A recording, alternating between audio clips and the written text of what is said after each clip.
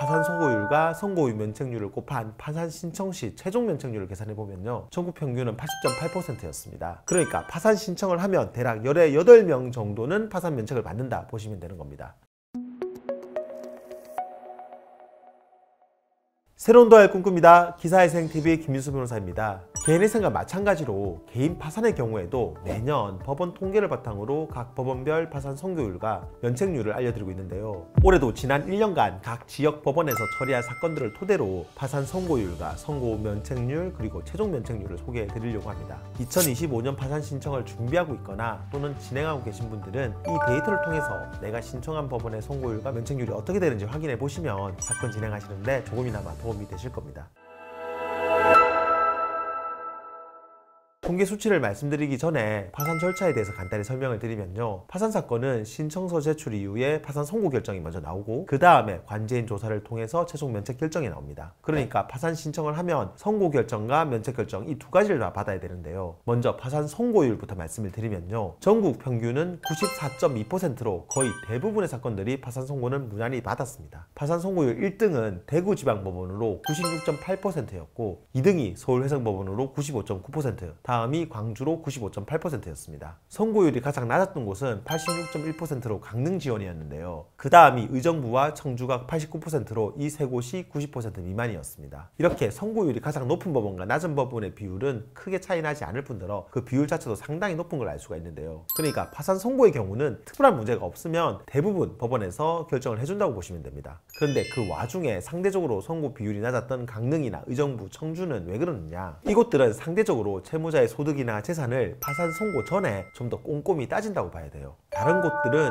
이 부분을 선고 이후에 세세히 보는 반면 이 세 곳은 선고 전부터 자세히 조사를 해서 소득이 어느 정도 있다 싶으면 파산이 아닌 회생으로 유도를 해가지고 파산 선고율이 상대적으로 낮은 걸로 추측할 수가 있습니다. 다음으로 파산 선고 받은 사건들 중에서 면책까지 받은 사건들의 비율이 어떻게 되는지 보면요, 파산 선고 후 면책률은 전국 평균은 85.8%였습니다. 서울이 전국에서 가장 높았는데 그 수치가 무려 93.4%였습니다. 그러니까 서울에서 파산 선고받은 사건들 거의 대부분은 면책까지 받았다는 거죠. 그 다음으로는 창원이 91.2, 수원이 90.1%였는데요. 이 법원들도 열의 9은 다 면책이 됐다는 거예요. 물론 여기에는 재량 면책이나 일부 재산을 환가하고 면책받은 사건까지 포함된 거라서 무조건 파산이 문제없이 쉽게 통과되었다고 볼 수만은 없다는 점도 참고하시기 바랍니다. 파산 선고 후 면책률이 가장 낮았던 법원은 청주로 75.7%였고요. 그 다음은 부산이 76.7, 전주가 76.8%였습니다. 다음으로 파산 선고율과 선고 후 면책률을 곱한 파산 신청 시 최종 면책률을 계산해보면요, 전국 평균은 80.8%였습니다. 그러니까 파산 신청을 하면 대략 열에 8명 정도는 파산 면책을 받는다 보시면 되는 겁니다. 평소 상담을 해보면 많은 분들이 파산을 많이 두려워하시는데 이 통계를 보더라도 너무 면책을 못 받을까봐 두려워할 필요는 없어 보입니다. 최종 면책률이 가장 높았던 법원은 서울회생법원으로 89.5%였고요. 그 다음은 창원이 85.7, 대구가 85.1% 순이었습니다. 가장 낮았던 곳이 청주로 67.3%였는데요. 그 다음이 의정부가 69%, 전주가 72.3%였습니다. 최종 면책률이 가장 높았던 서울과 가장 낮은 청주를 비교해보면 22% 넘게 차이가 났는데요. 이건 이전에도 말씀을 드렸지만 서울에 사는 채무자는 문제가 없어서 면책률이 높고 청주에 사는 분들은 불허가 사유가 많아서 이렇게 차이 나는 건 아닐 겁니다. 결국 어느 지역이나 채무자들의 처지나 상황은 비슷할 텐데 사건을 다루는 법원이나 파산 관제인의 성향, 그 다음에 실무 방침에 따라서 이런 차이가 나는 걸로 보입니다. 이런 부분들은 앞으로 점점 전국에 회생법원들이 많이 생기고 모든 법원에 통일된 신문준칙이 적용이 되면 어느 정도 해소될 거라고 기대합니다. 하지만 그 전까지는 각 법원별로 이런 차이가 난다는 점을 파산 신청하는 분들이 꼭 알고 계셔야 각 지역별로 어느 정도 사건을 대비하실 수 있으실 겁니다.